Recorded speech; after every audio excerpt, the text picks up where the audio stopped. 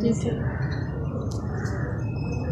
وہ لڑکی خواب خوشبو، روشنی اور جگنوؤں میں سانس لیتی ہے۔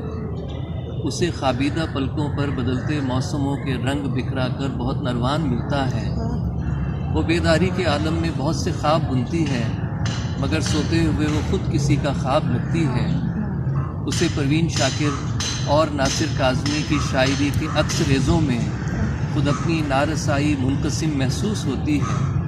اسے پھولوں سے وارفتہ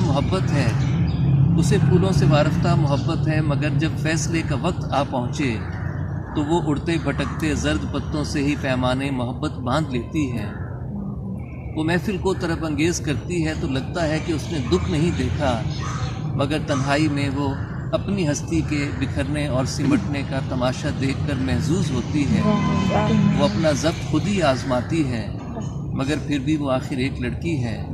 کبھی شب کی شکستہ خاموشی میں اس کی آنکھیں نم بھی ہوتی ہیں، مگر اس مرحلے پر اس کے شانوں کے لرزنے سے برابر دوسرے بستر پہ کوئی شخص کچی نیند سے بیدار تک ہونے نہیں پاتا۔ اسے اپنی ہنسی میں دکھ چھپانے کا ہنر کس نے سکھایا ہے؟ وہ ایسا کیسے کرتی ہے کہ جب بھی کانچ کا برتن کسی پتھر سے ٹکرائے تو کتنا شور ہوتا ہے، کتنا شور ہوتا ہے۔